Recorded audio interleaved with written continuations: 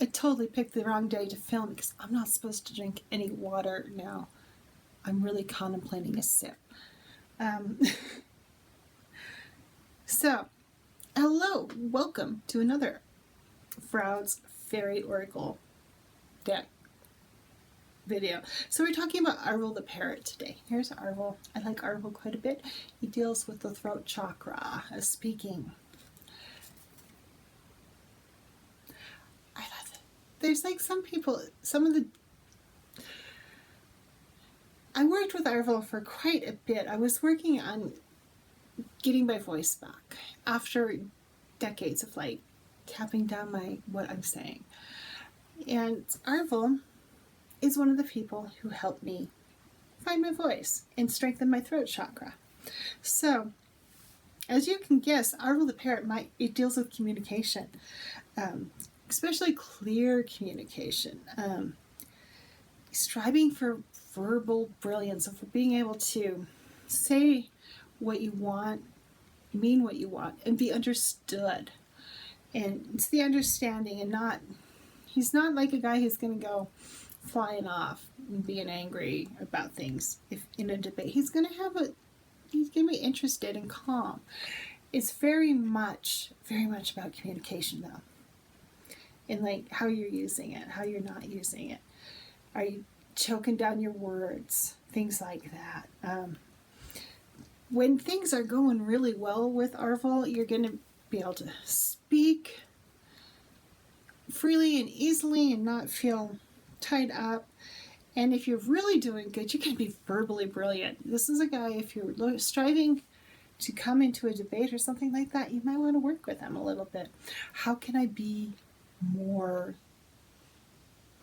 brilliant in my verbal? Definitely a guy that's like talking, and by talking, and it's communication in general. It doesn't have to be speaking. Even writing comes from the throat chakra, of working with that energy there. It has the same kind of energy because you're still conveying meaning. You're still communicating with people. You're just doing in a nonverbal way writing, and also nonverbal language plays into this communication of understanding body language, things, all those little cues we take in as we watch someone in a conversation or watching a video, things like that. Body language says a lot to things. If someone's got that closed off, arms there, legs crossed, closed off body language, or an open body language where, their hands their arms aren't crossing them off, things like that. So it also deals in understanding body language, unwritten language, unfinished thoughts, that kind of stuff. All the communication falls into Arval's lap. So if you're having issues speaking, writing, communicating, Arval the Parrot is going to be a dude you want to work with.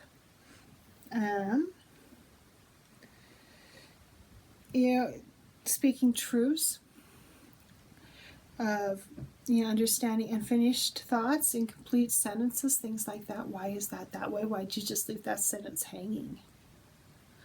Good question. I don't know. Maybe you don't know. So if he's contradicted, blocked messages, confusions, misunderstanding, it's kind of like being a Mercury retrograde. The communication aspect can go down the drain.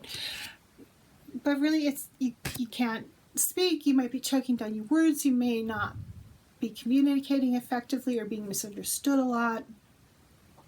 Things like that. I'm just cheating. Don't tell anybody. I'm taking a tiny sip. I'm supposed to have a scan this afternoon. I'm not supposed to drink or eat anything, but I think a tiny bit of water is going to be okay. So, he's communication, things like that. Not understanding things. Something going over your head of different even with my communication styles of understanding, like, am I communicating effectively? Or are people consistently missing what I'm saying because I'm not actually telling them what I'm saying? Yeah. So you really want to look at that kind of stuff if you're working with Arval. Fun guy. Like some of these, we're still in the helpline true. And we're coming to the last little bit of them before we go into the challengers. So these cards that we're finishing up, there's 2 more after Arval, are there to help you. They're not working against you. And they're not like the earlier cards with like himself, the Dark Lady, the Sage, that want you to learn, but they might just give you a good old shove into it. Whereas like Arval's going to be like, hey, let's try this, and not do the shoving to let into the energy. The helpline troop's a lot more helpful. And I want to say benevolent. Benevolent's probably a good word. Because the other guys can be, the larger the energies, yeah. Some of the others can leave some lessons that are a little on the sharp side. While they may not be not benevolent, their main goal is not helping you. So like guides and guardians, helping. Helpline troop, definitely helping. The singers and the she can kind of, the singers, well, they're just so big, they're big. And the she are kind of like, yeah, you're not learning your lesson. Oops. There, did I just push you over into that? Oh, well. Their methodology of teaching is kind of like, you're just supposed to learn the lesson, you're not doing it. So we're going to give you a little shove. And the challengers are going to outright challenge you. And we're going to be getting to them in a couple cards. And don't be afraid. Challengers are still important. Okay. Everyone have a wonderful day. If you're having communication problems, Arval's here to help you.